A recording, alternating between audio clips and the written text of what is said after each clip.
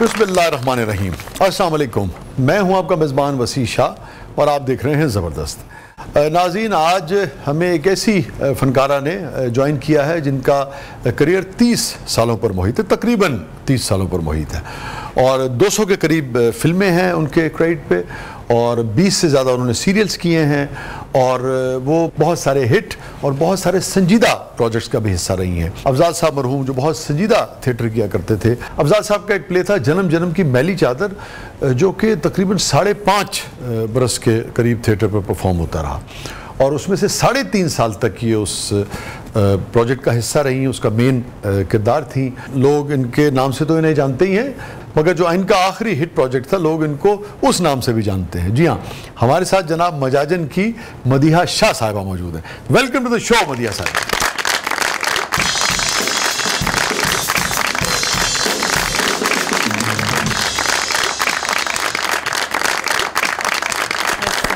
वालेकुम अस्सलाम। क्या हाल है आपके? आई एम गुड, अल्हम्दुलिल्लाह अल्हम्दुलिल्लाह। तशरीफ रखिए।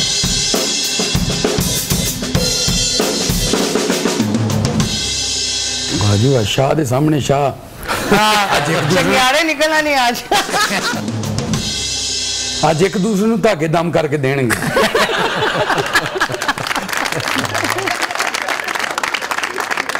थैंक यू सो मच मदिया, आप तशरीफ लाई, बहुत बहुत शुक्रिया, आपने वक्त निकाला।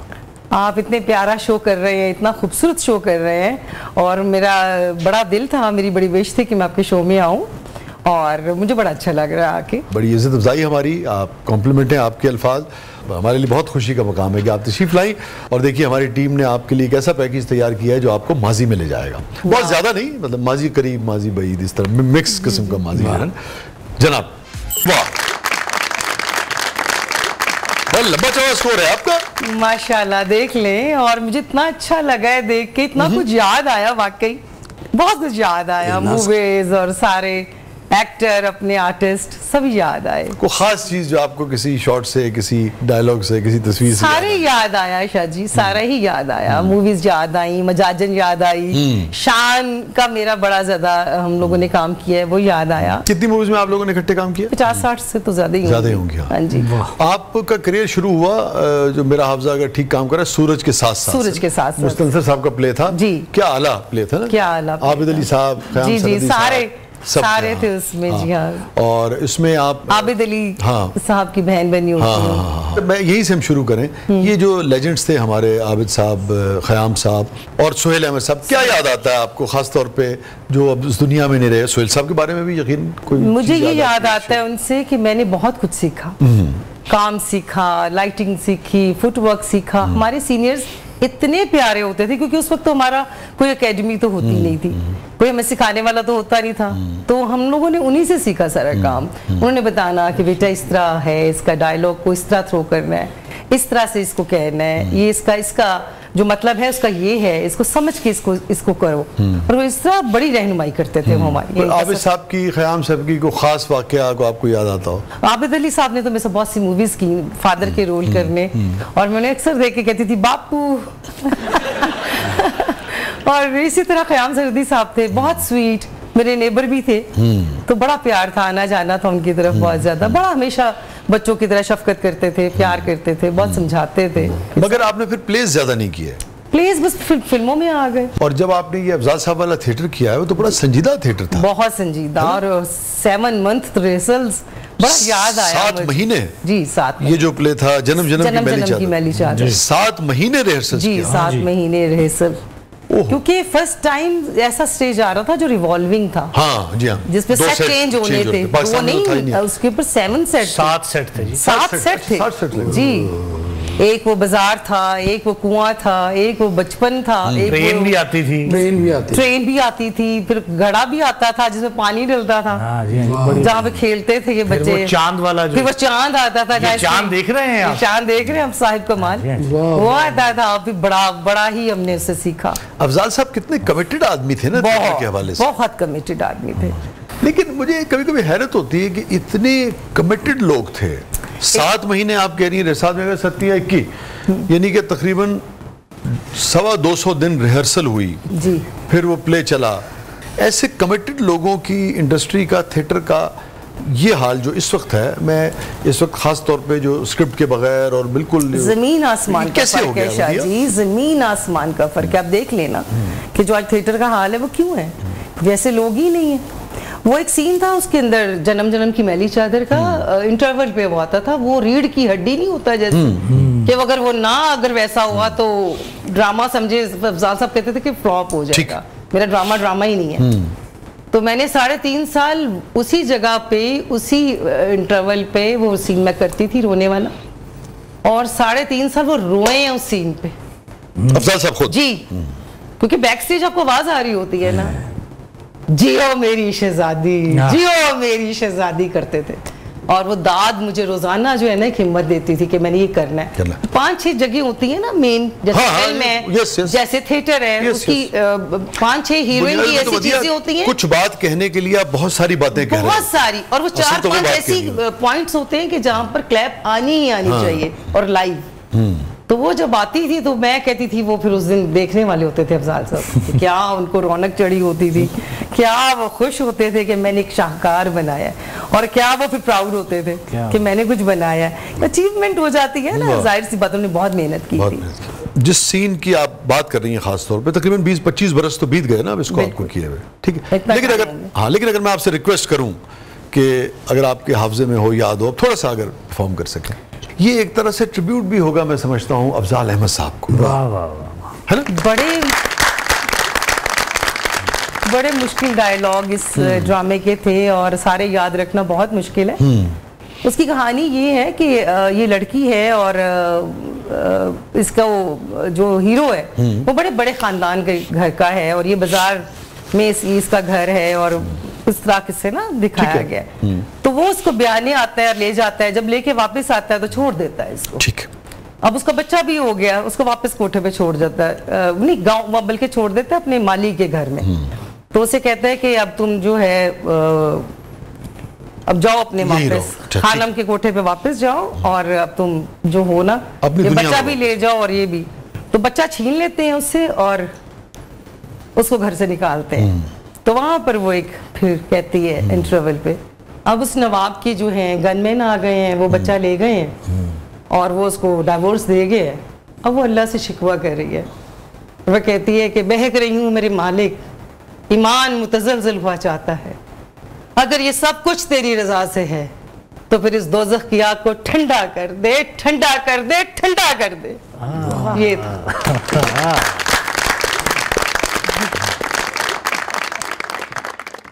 तो आज भी ये सीन इतने सालों 25 साल बाद मैंने आज इस सीन को किया, तो मुझे सचमुच ऐसे लगे जैसे वही फीलिंग्स और वही चीजें सब कुछ तारी हो गया। क्या है आपके पास शाह जी जो आते हैं उसके ऊपर कुछ ना कुछ तारी हो जाता है? इन्हें तो दम दरूद बड़ा मशहूर है। मैं तो समझती थी मेरा बड़ा मशहूर है।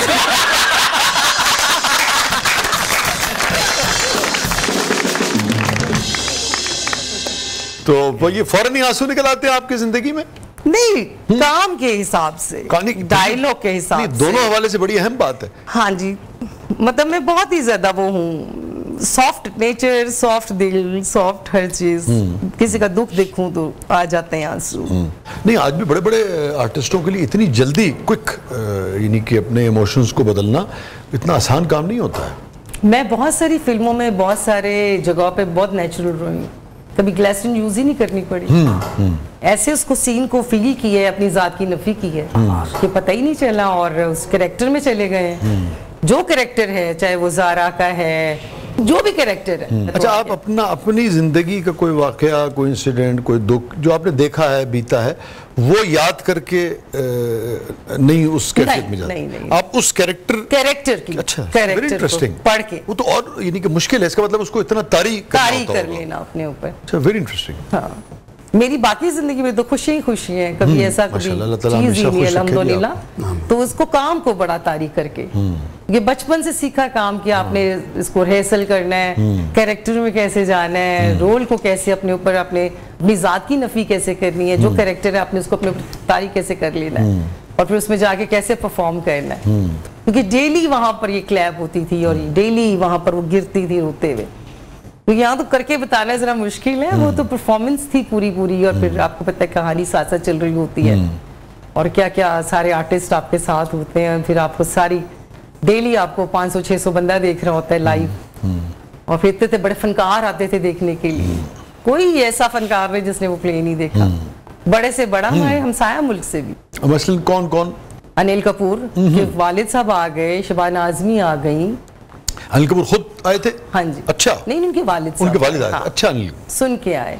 शबाना आजमी जी आई, और गुलजार साहब की बड़ी विश थी देखे इस ड्रामे को, और बहुत सारे, नुसरत फतेह अली खान साहब, उनको वो 3-4 दफा आए देखने के लिए, और जितने भी लोग थे, उमर शरीफ साहब, मोइन अख्तर साहब, हमारे लेजेंड्स जितने भी हैं, सभी आते थे उस प्ले। ये आपने जिन लेजेंड्स का जिक्र किया, उमर साहब, मोइन भाई जी, नुसरत फतेह अली खान साहब, दीगर लोग जी, गुलजार साहब आपने कहा कि वो आना चाहते थे मगर नहीं आ सके, अनिल के वालिद अनिल साहब के, या शबाना आजमी, कोई ऐसी खास बात जो इन लेजेंड्स में से किसी ने भी आपसे की हो, आपके हाफजे में रह गई हो? जितने भी थे, जितने भी हमारे सीनियर्स होते थे वो आते थे, हमें गले से लगाते थे और शाबाश देते थे, और मोइन अख्तर साहब कहते होते थे कि ये बहुत आगे जाएगी, ये बहुत आगे निकलेगी। उमर शरीफ साहब, अरे मेरे ड्रामे में तो ऐसे काम नहीं किया, तो मैंने कहा आपने ऐसा करवाया भी तो नहीं। और आपको कुछ याद पड़ता है शबाना आजमी का क्या रिएक्शन था? उन्होंने हमें कहा कि हमारे भी थिएटर होता है वहाँ पर, बड़ा संजीदा होता है, खुद बहुत बड़ा थिएटर होता है। हाँ। उन्होंने इतनी मुझे शाबाश दी, उन्होंने कहा यहाँ पर भी इतना अच्छा काम होता है और यहाँ पर ऐसे फनकार भी हैं। वाह, बहुत आला, बड़ी खुशी हुई मुझे आपको देख के, इतना अच्छा परफॉर्म किया आपने तो मुझे भी रुला दिया। ब्रेकिंग न्यूज, मदिया शाह ने शबाना आजमी को रुला दिया। दोनों मुल्कों में पहली सुकून नहीं है, ये क्या होता जा रहा है? मैं अर्नब गोस्वामी आपसे बात कर रहा हूं, ये क्या हो रहा है? नेशन मोड सुनो जी। मदिया, क्या कहेंगे आप? क्यों रुला शबाना को? गोस्वामी गो। इन 3.5 सालों में कोई ऐसा वाकया, कोई दिलचस्प जो आपको याद हो? पता है बस जब 3.5 सालों में कितने जो वर्कर्स होते थे उनकी शादियां आपस में हो गई।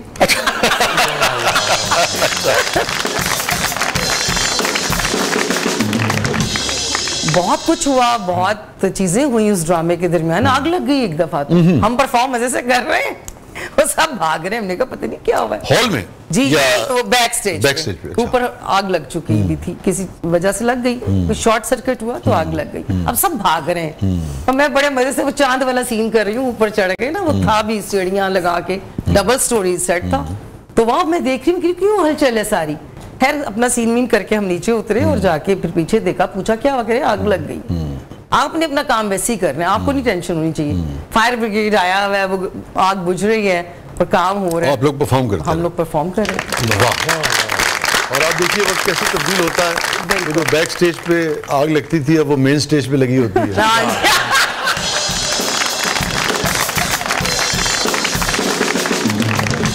ऐसा अच्छा काम, अफसोस की बात है, रियली बड़ा अफसोस होता है। अनफॉर्चुनेट। स्टे विद अस, कहीं नहीं जाइएगा। छोटे वक्फे के बाद वापस आते हैं प्रोग्राम के अगले मरले में, आपके लिए बहुत कुछ है। हमारे साथ मौजूद है वन एंड ओनली मोहतरमा मदिया शाह साहिबा, आप देख रहे हैं जबरदस्त।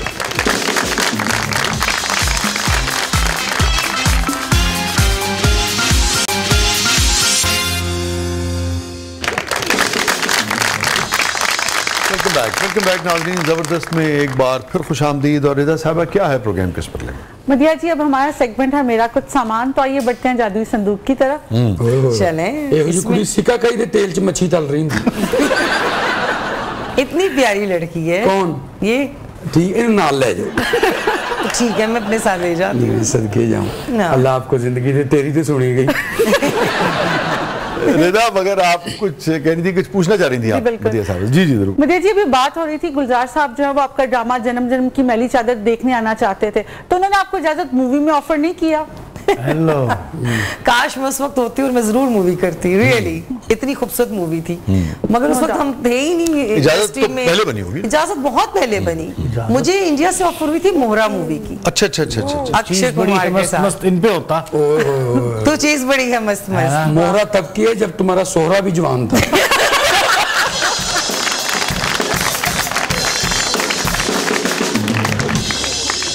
अच्छा, इस दौर में कौन सा डायरेक्टर आपको बहुत पसंद था? कि होता ना कि भाई आर्टिस्ट का, कि भाई ये बहुत अच्छा शूट करता है, इसका कंटेंट बहुत अच्छा होता है। मुझे मेरे सारे डायरेक्टर्स ने बहुत अच्छा काम किया।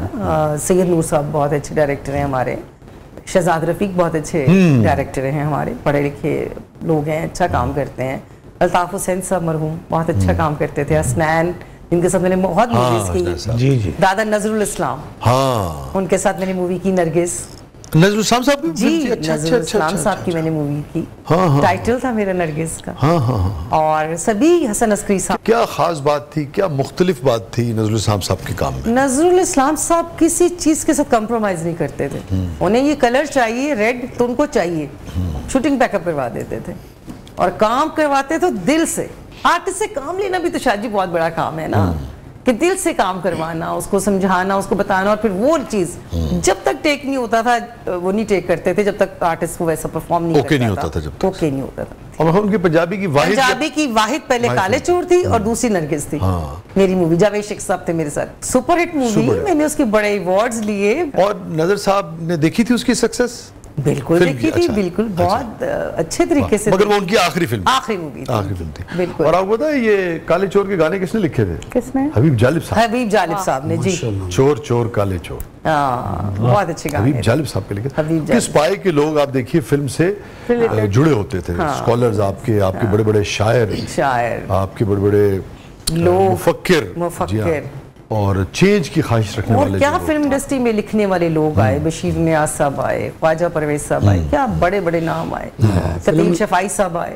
तो अभी जालिब साहब का जिक्र हुआ, इतना बड़ा गैर मामूली अवामी शायर, इतना बड़ा डेमोक्रेट, इतना बड़ा दानिश्वर, आपकी कभी मुलाकात हुई थी जालिब स्टूडियोज साहब? में जब आते थे अक्सर, अच्छा। वाइट पजामा, वाइट हाँ, कुर्ता हाँ, पहना होना, और एक उनके पास रेड कलर का वो होता था बैग उनका ना, लेदर का, उसके अंदर सारी चीजें होनी, डायरी वगैरह। हाँ, और क्या हाल है बेटा, कैसे हो आप लोग, और हम उन्हें बड़ी हसरत से देखते थे, सभी उनको देखते थे, क्योंकि जाहिर सी बात है उनकी शख्सियत ही ऐसी थी। रिस्पेक्ट करते थे बहुत। बहुत बहुत रिस्पेक्टेबल इंसान थे माशाल्लाह। जी रिदा,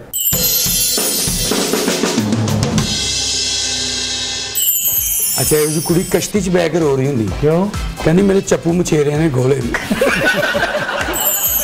ओह माय गॉड, वो संदूक अंदर रख क्या लगी। हार लगे हुए हैं, क्या क्या पड़ा हुआ है, ओह माय गॉड, वाओ क्या दौर था इसका भी, ओह माय गॉड। हमारी तो फिल्में इसमें होती थी ना, हम तो इतने शौक से अपनी फिल्मों को लगाना वीसीआर में और देखना, फिर सीरीज आई, फिर अब सारा सिलसिला चेंज होता गया। खैर यूएसबी आ गई फिर, ओए ओए 3310, इसकी क्या ही बात है वैसे है। 3310 इजी माहौल था, अच्छा माँ इजी थी, बच्चों को दिखाने नहीं पड़ता था कुछ भी, स्कूल से बस कॉल करो, मैसेज सुनो और बात खत्म। सिंपल दौर था, सिंपल चीजें थी, जितनी जितनी कॉम्प्लिकेटेड चीजें होती गई। अब देखे सारे रिश्ते बिखर गए, एक टेबल पे बैठे होते हैं, सब अपने अपने फोन में होते हैं, कोई किसी को टाइम ही नहीं देता। ये दूर तो हुए हैं ना ऑब्वियसली। अच्छा, तो मदिया शाह को इससे शिकवा, इसका मतलब है ये जो अब आ गया। थोड़ा बहुत है, जब अवॉइड करती है फैमिली एक दूसरे को, जब बच्चे अवॉइड करते हैं, जब छोटा सा ही बच्चा होता है 6-7 मंथ का, उसको सेंस आने लगती है, मोबाइल पकड़ा देती है माएँ, तो उससे बड़ा नुकसान है, आइज का नुकसान है। आपको पता है कि अभी बच्चे होते हैं, रेजेस आइज के लिए ठीक नहीं है, हार्ट बीट के लिए भी सही नहीं है, तो नहीं देना, नींद के लिए भी। हाँ, बिल्कुल बिल्कुल। इस मोबाइल के आने से सर सबके फोन सफेद हो गई।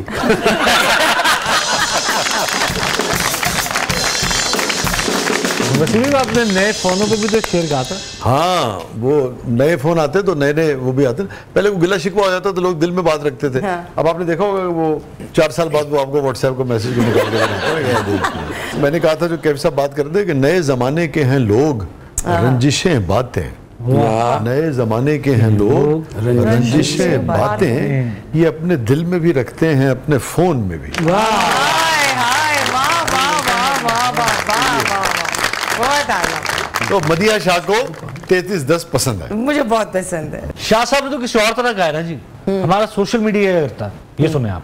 ब्रेकिंग न्यूज, मदिया शाह 3310 यूज करने पर मजबूर। उनकी माली हालात खराब। ओह माय गॉड, क्या प्रॉब्लम है, वो आईफोन क्यों नहीं यूज कर पा रही? फोन बैग सब बिक गए। अपनी बकवास बंद करो।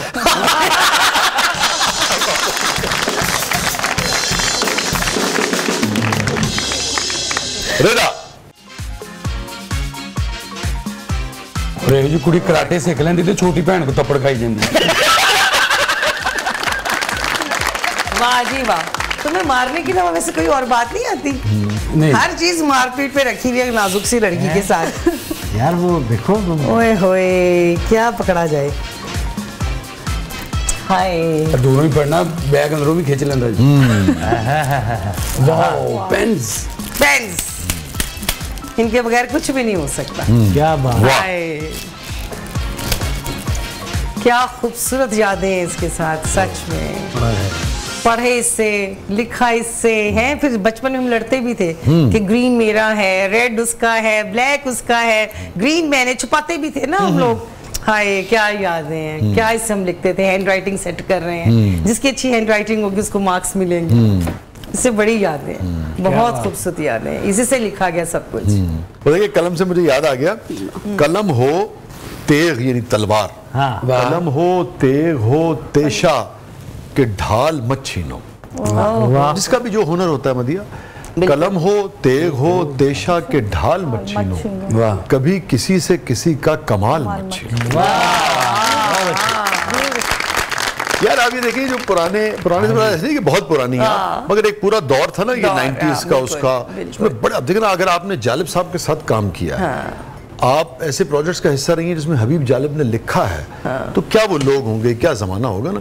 तो आप देखिए क्या अच्छी, मतलब उन्होंने किस तरीके से कलम को इस्तेमाल किया, कलम के लफ्ज को ना, डायलॉग। तो हाँ उस दौर में जो बड़े लोग थे, जब आप बड़े लोगों के साथ काम करते हैं, आपके काम की नौयत और जिम्मेदारी कुछ और भी मुख्तलिफ ही क्यों ना हो, आपके अंदर भी उसके असरात आ रहे होते हैं। बिल्कुल एग्रीड। पूरी जिंदगी ही सीखने में गुजर जाती है, और अगर अच्छे लोग हों तो फिर तो आप निखर जाते हैं, और अच्छे ना हो तो मुझ जैसे बिखर जाते हैं। नहीं तुम कहा करो कि मेरे जैसे खिलर जाते हैं।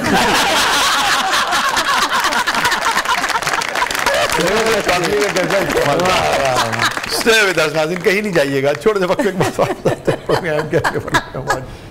आप प्रोग्राम के अगले मरले में आपके लिए बहुत कुछ है। आप देख रहे हैं जबरदस्त, कहीं नहीं जाइएगा।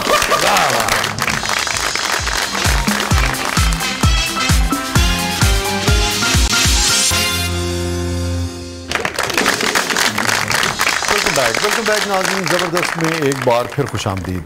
मदिया साहबा, हमारा सेगमेंट है जिसका नाम है कैथारसिस। Any guilt? जब एतबार कर लेती हूँ ना किसी पे, तो वहां से ठेस पहुंचे तो कभी कभी होता है, मलामत होती है कि यार क्यों किया था एतबार, इसने तो देना ही धोखा था, ये क्यों दिया धोखा। फ्रेंड्स वगैरह होते ही है ना, बाकी तो कोई ऐसी चीज नहीं है। कितनी मरतबा ठेस लगी है? एक आध दफा, उसके बाद संभल गए फौरन। अच्छा। हाँ, संभाल लिया अपने आप को, नर्व स्ट्रांग है काफी। और फिर दोबारा एतबार करती हैं उसी शख्स पे या लोगों पे, या ये है कि उस एतबार की ठेस के बाद एतबार भी जाता रहा? एतबार तो खराब होता है ना आपका, खराब होता शाह जी, होता है एतबार खराब, मगर ये है कि फिर आप उतना ही रखते हैं कि आपका एतबार भी खराब ना हो, और आप बार बार उस चीज, उस क्राइसिस से कभी गुजरे भी नहीं, उस फीलिंग से। धोखे या उसका यही नुकसान होता है, हाँ, कि आदमी बदल जाता है, बदल जाता है obviously। दुश्मन के बस की बात कहाँ थी ये दोस्ता, दुश्मन के बस की बात कहाँ थी ये दोस्ता, मेरा तो एतबार गया एतबार में।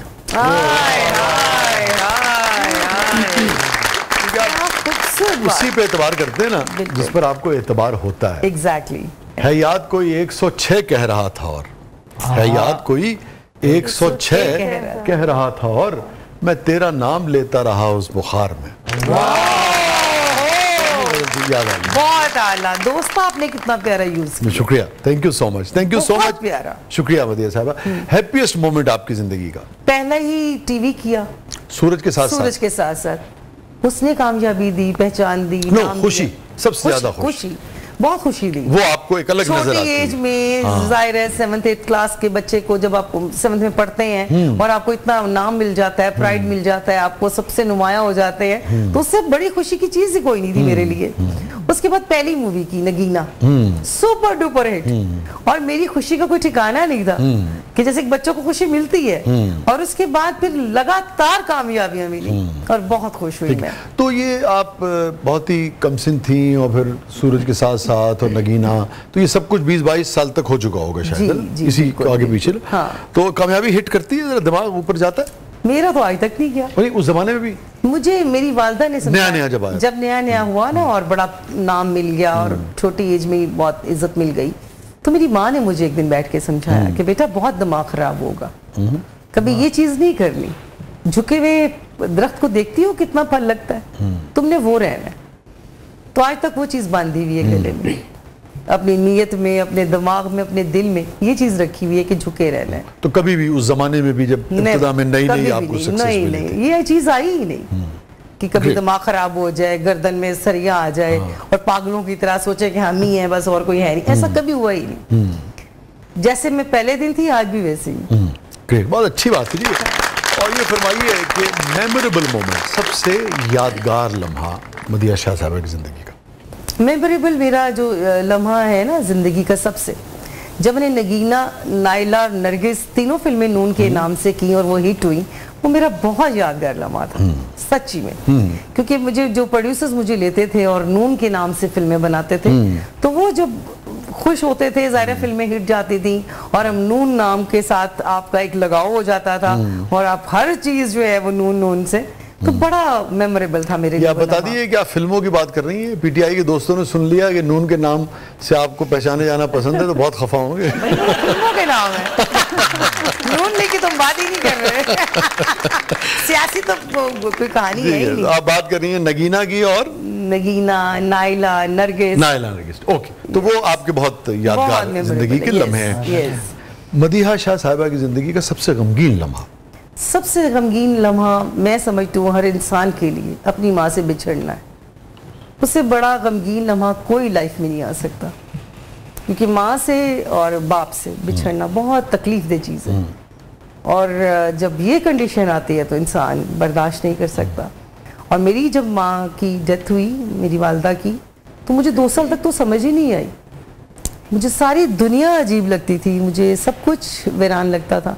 मैं कहती थी अब कौन कैसे, एक सबसे बड़ा आपका दोस्त चला गया, आपका साथी चला गया, आपका रहबर चला गया, आपके पीछे दुआएं करने वाला चला गया, आपकी बात बात पे खैर मांगने वाला चला गया, तो उसकी कमी कोई पूरी नहीं कर सकता। एक माँ की कमी कोई। आपकी जिंदगी का सबसे गमगीन? सबसे सबसे सबसे ज्यादा। जब आपको पहली मर्तबा उन्होंने देखा सूरज के साथ साथ में या फिल्मों वगैरह, क्या उनके तासुरात थे जब कामयाबी आपको मिली? बस हमारे खानदान में कोई शोबिस में आ ही नहीं सकता था, तो मैं इकलौती बेटी थी अपनी माँ की, तो मुझे बड़ा शौक था कि मैं आऊँ और मुझे ये मिल रहा है तो मैं करूँ। तो सारे मुखालफत करते थे, जाहिर है घर वाले, खाला, खालू, मामू सभी करते हैं, आपको पता है। तो सिर्फ एक मेरी माँ थी जो स्टैंड लिया हुआ था। उन्होंने कहा था कि मेरी बेटी मुझे पता है क्या करेगी, मैं उसके साथ हूँ। तो उनकी वजह से मैंने किया सारा कुछ, शोबिस भी किया और आई भी और इतनी हिम्मत भी मिली, तो वो सिर्फ ड्यू टू माय मॉम, उनकी वजह से। क्या आपकी आखिरी मुकालमा क्या हुआ था आपका अपनी वालदा से? वो बीमार थी बहुत ज़्यादा, उन्हें हार्ट अटैक हुआ था। उससे पहले वो एडमिट थी हॉस्पिटल में और मुझे वो 2 माह पहले ही कहना शुरू हो गई थी कि अपना ख्याल रखना, अपनी केयर करना। शायद कि कभी ये भी तो होता है कि माँ चली जाती है बाजू का कहीं फैमिली की तरफ, कभी इधर कभी उधर, तो मुझे होता था। मैं कहती थी क्यों मुझे कह रही हैं अम्मी, आपने कहाँ जाना है, आप जहाँ भी जाती हैं मुल्क से बाहर मेरे साथ जाती हैं, ट्रैवल मेरे साथ करती हैं, तो ऐसा क्या आपने जाना है कहीं। वो मुझे मेंटली प्रिपेयर कर रही थी, जैसे उन्हें महसूस होना शुरू हो गया। हाँ, 3 मंथ से पहले ही वो मुझे कह रही थी कि अपने आप का ख्याल रखो, अपनी चीज़ें संभाल लो, अपनी चीज़ों को ये करो, अपने आप को ये करो, बताना शुरू हो गई कि ये करो ये करो। तो मैं कहती अम्मी क्यों मेरे पीछे पड़ी। और आपके ये अनयूजुअल था आपके रिलेशनशिप में? हाँ, अच्छा। मगर बहुत ज़्यादा कहती थी। अच्छा। बल्कि मुझे कहती हैं जब बहुत ज़्यादा बीमार हुई तो मुझे कहती हैं कि मुझे लगता है कि ना मैंने काफ़ी दिनों के लिए तुमसे दूर चले जाना है, काफ़ी दिनों के लिए चली जाऊंगी। तो मैंने कहा कहाँ जाना है आपने? उम्रा करने। उम्रा तो आपने कर लिया, हज करने के लिए। मामा कहाँ दिल कर रहा है आपका जाने को? दीदी बस मैं जाऊंगी तो फिर मैं थोड़ा रह के आऊँगी, बाहर जाऊँगी ना तो रह के आऊँगी ज़रा, तो काफ़ी दिन लग जाएंगे आने में। तो मैंने कहा अम्मी ऐसा कहाँ जाना है आपने मेरे बगैर? तो बस इस तरह की बातें करती थी और अब मुझे समझ आती है कि वो क्या कहती थी मुझे। बाद में आपने कनेक्ट किया कि वो मुझे क्या समझा रही थी, उन्हें 3 मंथ पहले ही पता था। और आखिरी मुकालमा क्या हुआ आपका उनका? हाथों से मेरा मुंह पकड़ा और चूमती रहती थी पकड़ के।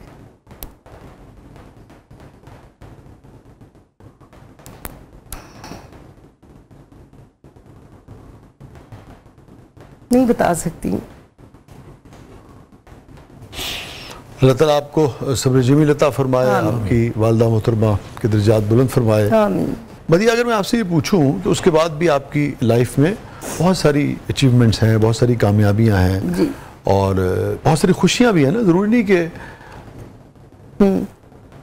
मोहब्बत करने वाले सिर्फ दुख में याद आए। सबसे ज़्यादा किस मौके पे, किस मोड़ पे आपको अपनी वालिदा याद है? स्पेशली जब ईद होती है। ईद पे? ईद होती है, जब अम्मी की बर्थडे होती है, जब बहुत सारी ऐसी चीजें होती हैं जिस पे अम्मी बहुत याद आती है। इसमें कोई शक और क्या कहती थी आपको वो प्यार से? मधु। अच्छा, मधु कहती। प्यार से मधु कहती थी। माँ जितनी प्यारी कोई चीज नहीं है इस दुनिया में।